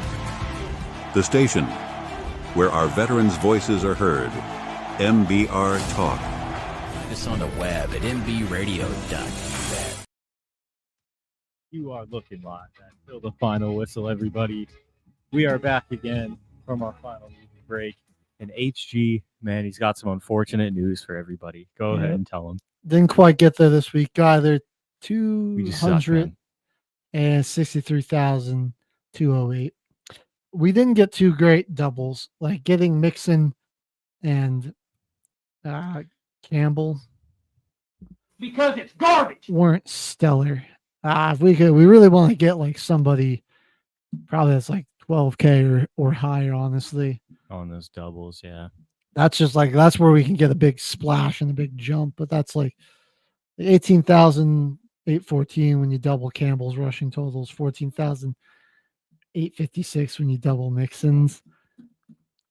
Are not bad, but unless like every other person that we have is above 10K rushing yards, they're not going to move the needle as much. But we're getting closer there. We're doing better. Our ball knowledge is improving. Forgetting Eddie George was that was just a bonehead move on my me too, man. My dad's a freaking Titans fan. my part. I can't believe we've been spacing him so much. Like, we keep going to Chris Johnson before Eddie George if we've already got Henry. Chris Johnson, man, he's not even really a good pick. He had too short of a career. He had that one 2,000 yard season really carries him, but he's only around 7,000. Shout out Brody. He did it again. Shout out Brody, man. Hey, look at there they are. Well, let's take a look at the standings and pick them, because boy is Kyle right. We're kind of lucky that he missed week 1 because he's only 6 games behind me. He's got a 62% win rate this year in pick'em. He's killing us, dude. He's killing us. We had 3 people get 20 points though in this week. I really needed it because I'm only now back a couple games from Mercury and H Train, which means I'm right on the tail of Mohawk and Jimmy Covers as well in those 1 and 2 spots. Mohawk he's got a 1-game lead on Jimmy, 93 and 55 versus 92 and 56. You could have extended that lead, boys, if you picked the Saints. That's all I'm saying. Should have gone with the Saints. That's all I'm saying, man. I'm out 90 and 58. Caveman's 88 and 60. But Kyle, man, he missed week 1. He's 82 and 50. It's crazy. He's only 11 leads or 11 wins back from first place. He's right on our tail. He's already lapped Lucas, who did miss a week. To be fair, there was 1 week he forgot to lock in his picks as well. He said it never saved for him. So, yeah. That's what you got to hit the commissioner up, man. I can help you out there. Missed opportunity there, but he's still right in it. I ain't even gonna lie. Well, let's take a look at the slate. New England and New York. It's in Foxborough too. It's not even gonna be a good game. This is just gonna be a beatdown. Excuse me. Yeah, Justin Fields, outside of 142-yard touchdown that Brees Hall took to the house on the screen pass, threw for 12 yards. And this Jets defense we saw got carved up by the Cowboys, somebody else.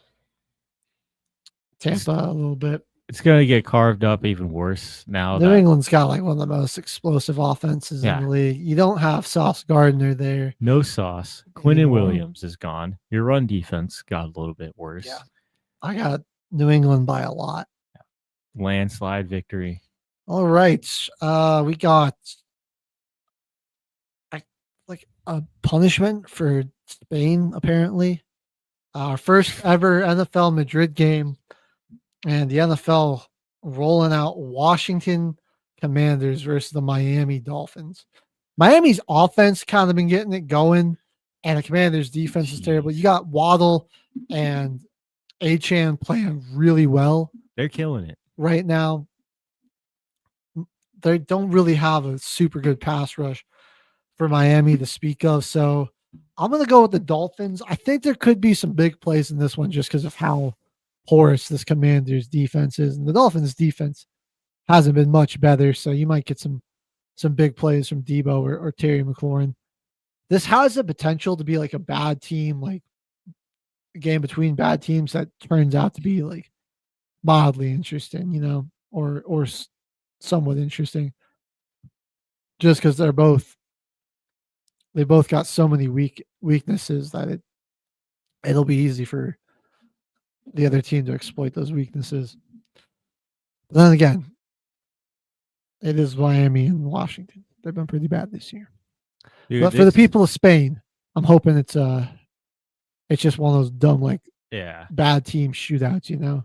This has potential. The Commanders, if they lose this game by 21 or more points, be the first team of all time to lose 5 games in a row and lose them all by 21 or more points. Wait, you're joking. There's no way they've lost that badly. I'm serious. Okay, I'm man. serious. Okay, man. I'm Okay, dead man. serious. Okay, man. There's no way. They will be the first team in NFL history to lose 5 games in a row by 21 or more points if the Miami Dolphins do that in Madrid. Let's see. They lost 44-22 to the Cowboys. They lost 28-7 to the Chiefs. They lost 38-14 to the Seahawks, and then 44. Oh my God, you're right. So the Miami Dolphins can make God. history. They've lost 4 straight games by 21 or more points. 4. I think that's a record in its own. It's got to be, right? The 4 Dude. games in a row. What the heck? Oh my God. Yeah. That's crazy to be a year removed from the NFC Championship, and now you're looking to set a record for most losses by 3 touchdowns or more. Yep. Wow. I didn't realize it's bad. That bad, man. It's bad.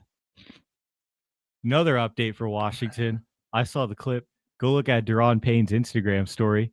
Amon-Ra St. Brown punched him in the face first, right in front of a ref. Ref didn't even care. Ref just tried to break it up. I'm going with Miami. I hope they break the record.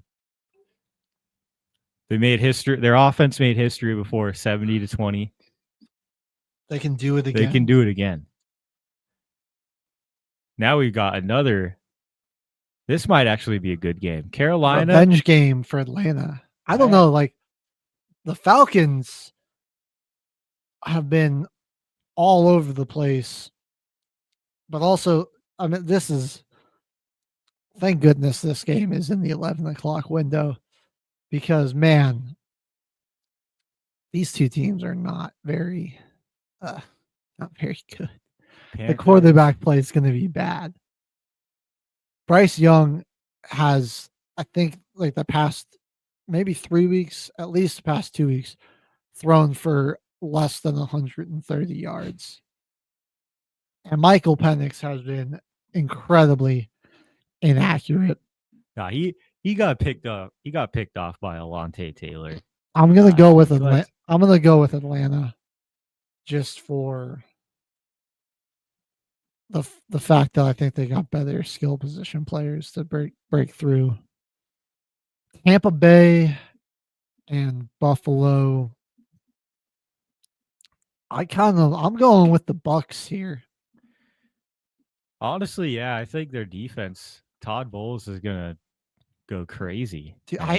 He likes to blitz a lot. Josh Allen's been kind of getting wrecked by the blitz this year.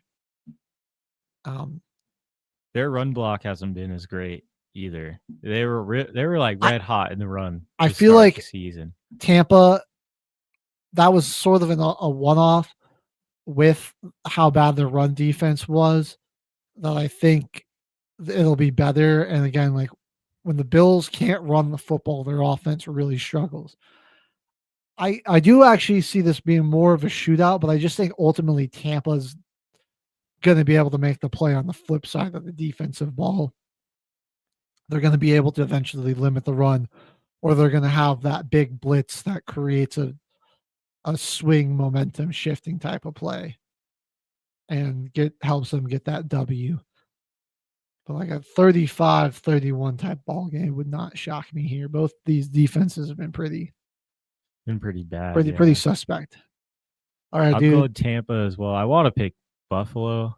They kind of need a bounce back, and they're at home. Man, who's going to stop freaking that offensive rookie of the year? And you got to give it to him already. Big Buka. Yeah.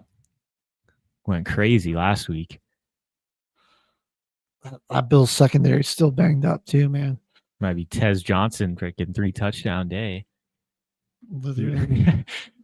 Now we got Jacksonville and LA. It's going to be in Duval. Really interesting matchup here. I'm kind of going to give this one to Jacksonville. I think they had a bit of a collapse, but they played a really great 3 quarters. They've got a great pass rush. And I just think, and some playmakers back there in the secondary, I just think that the pressure Herbert's going to probably be under all game is going to make a big difference in this one. I'm going to go with Jacksonville too. This one's going to be low scoring. Like genuinely, it might be like 16-13, 20-17, something like that.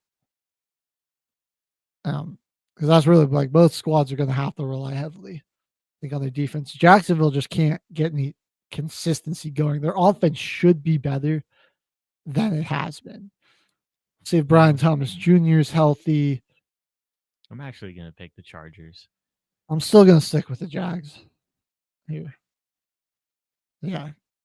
Again, both these games are kind of toss-ups here.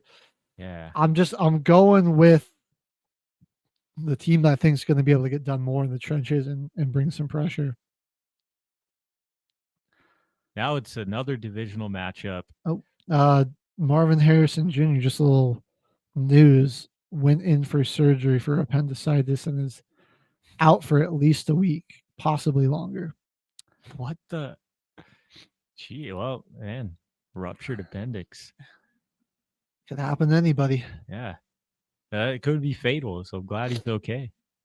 All right, dude. Chicago against Minnesota. I'm going with the Bears here. It's the same reason, man. The Bears defense has been playing really well. And I really think that the McCarthy has not been very careful with the football. I'm going Bears too, just because they do generate a lot of turnovers. I think they're gonna live and thrive off turnovers. And I think they love to blitz. They've got a bad taste in their mouth for how they lost that game against the Giants. Against the Giants, yeah. I mean, not the Giants. So they came back. Yeah, no, like I'm talking earlier in the season when they lost to the Vikings on Monday Night Football at home. I think there'll be a little bit of a revenge case there. And Chicago's honestly playing some better football. I like what he's doing with his legs. He's been he's been a little more on time, more accurate. He's holding on to the ball not quite as long. He's still kind of got an issue with that. And then they've just been running the football really well. So I just think Chicago is top to bottom a more complete team right now. They weren't really able to get quite as much near anything that they have going now in that first matchup. You're right. Because there was absolutely no pressure on JJ McCarthy in his first start in a primetime game. So I think things are a lot differently. All right. For Chicago right now. Now we got Green Bay and New York.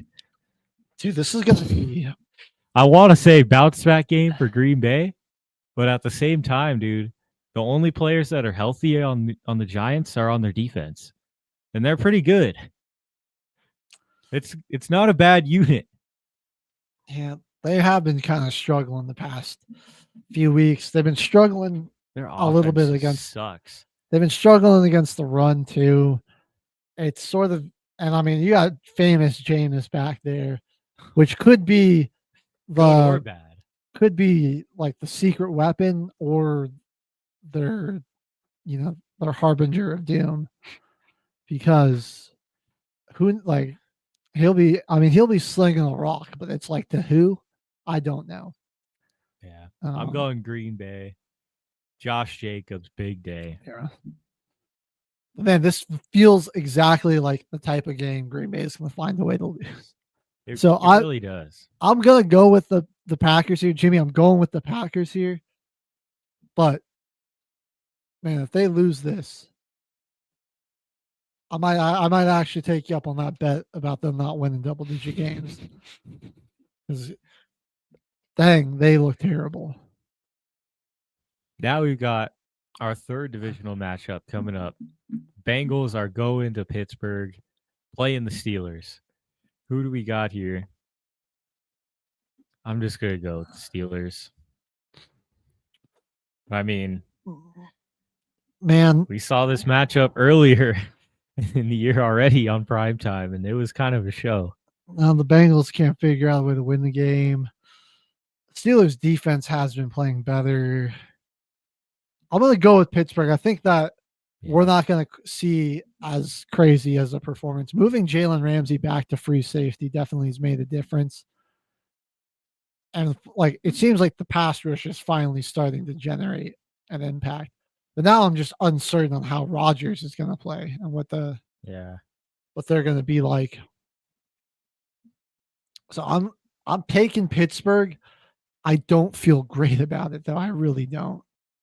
He had a big game in the last matchup. That's why it kind of makes me lean towards Pittsburgh. Is that it was a duel. It was a quarterback duel that night for sure. Most definitely. All right. Divisional Houston matchup number 4 versus Tennessee. A lot of divisional matchups this week. I'm loving it. I'm going to go with Houston here. 8 divisional matchups. I'm going Houston too. Houston just has a lot to play for. They're really trying to keep and stay in this playoff race.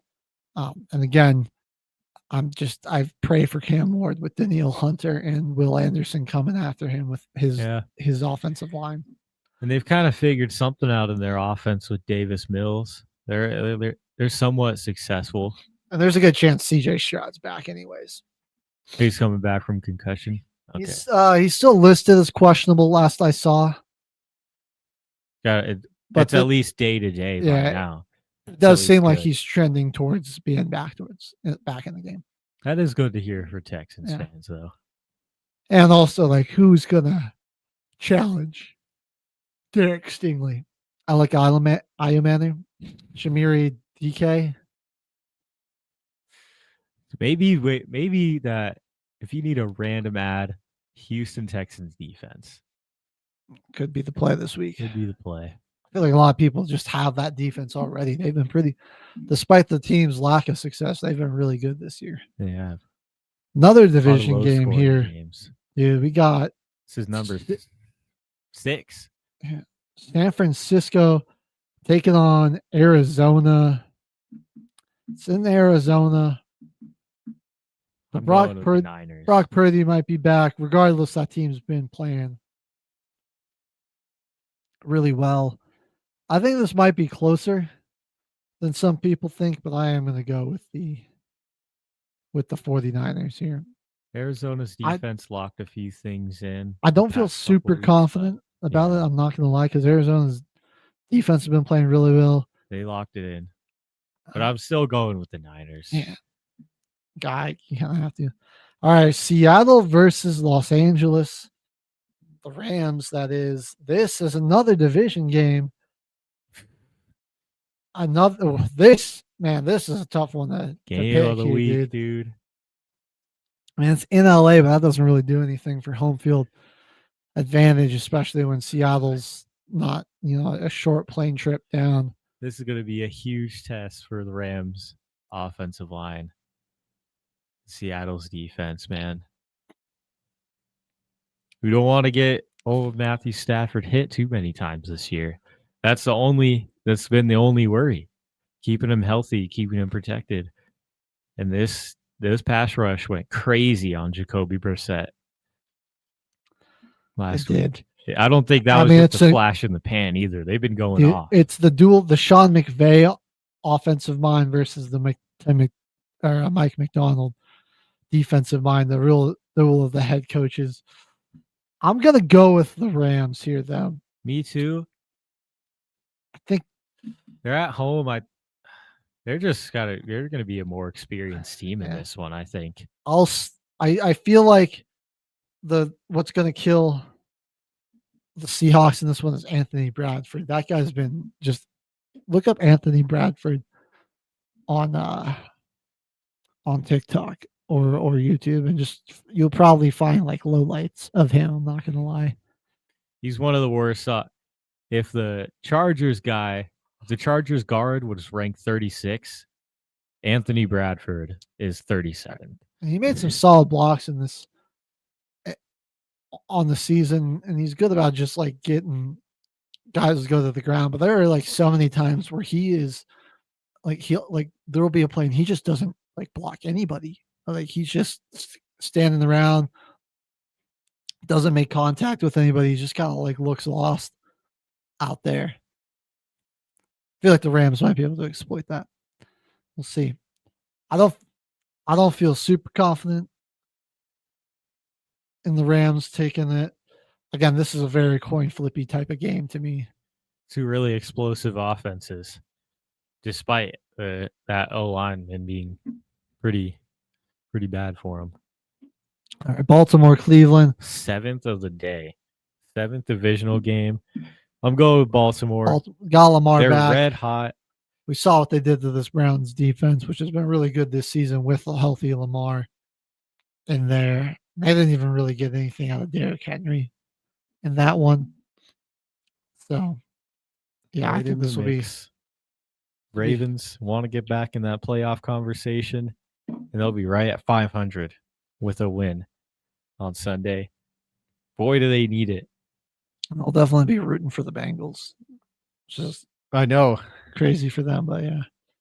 All right, then we got the Broncos hosting the Kansas City Chiefs. I'm going with the Broncos. I don't care how the offense looks. We want this win badly. I'll tell you that because we went into Kansas City last year, and if Alex Forsyth wasn't just a bum on special teams, we probably walk out of there with a win. But he can't figure out how to block on a field goal attempt. And he gets blown up and our field goal gets blocked instead. It's a revenge week for that game. For that reason, I'm locked in with the boys. Also, like we shut down the Chiefs offense in this game. Phantom illegal contact is what kept a Chiefs drive alive and led to their only touchdown of that game. I'm sorry. I'm going with the Chiefs. I'm sorry. You'll regret that. I'm sorry. Don't be sorry. I mean, because I think I appreciate you deciding to put another L in your I'm sorry. Your loss column. I'm all right. That's how it felt last week when you guys were picking the Panthers. And it felt pretty good getting the dub against a divisional opponent. So if you're able to get me in that regard, we'll see next week. Well, I'm going with the Chiefs for now. Vance Joseph coaching out of his mind. We just need Sean Payton to. He's also coaching out of his mind, but for the wrong way. That's why I think. So I'm taking Kansas City, just because I don't know if the Broncos' offense is going to be at the consistency. If they pull off a fourth quarter comeback against the Chiefs in some way, that would be sweet. That would be honestly even better. Dude, Detroit, Philadelphia, this is a doozy on Sunday Night Football. I'm actually going to go with the Eagles here. I know they didn't look great offensively, but man, dude, Jalen Phillips with that pass rush now. I like the Eagles at home here too. Oh boy. Yeah, I like home game. That defense is playing great. I think the pass rush is usually better when you got that home crowd behind you anyways. I think that's going to make the big difference in this one. And yeah, it'll be tough for Detroit to be explosive in this one. We'll see if they can. They love their explosives. We'll see if they're going to be able to survive with, having to grind out and earn every yard, which I think is the type of game Eagles on the defensive side of the ball are well equipped to make them play. That's what they want to play too. All right. They're all right with winning games like that. Secondary is getting healthier by the minute too. And I think we'll see the Eagles offense play a little bit better at home as well. So it could be I think it'll be a fairly high scoring game regardless. Monday Night Football. Oh geez, man. Dallas by 1 million. Maybe. This honestly could just be the Brock Bowers. I was going to say Brock Bowers yard might set some records against this defense. Oh my, yeah. Be a big game for Quinn Williams to be disruptive. The interior of that Las Vegas offensive line's played pretty poorly so far. Jackson Powers Johnson is he going to be healthy? He's been the anchor there in the middle at center, and probably their best offensive linemen. It's just the guards next to him haven't been good. And if he's hurt, he kind of left the game. If he's not healthy and ready to go, I think Quinton Williams and Kenny Clark might be very disruptive there in the middle. I'm going to go with the Cowboys. Going with the Cowboys. Just because I want the Raiders have a shot to win this one, but I think Gino's going to make it a mistake that costs them because of that interior pressure. Again, I'm going with the pressure. This will be probably a shootout though too. I mean, I'm hyped for it actually. I wouldn't be surprised. Nice, yeah. I'm gonna pick a score here. I'm gonna go with something fairly high. I'm just gonna go with 49.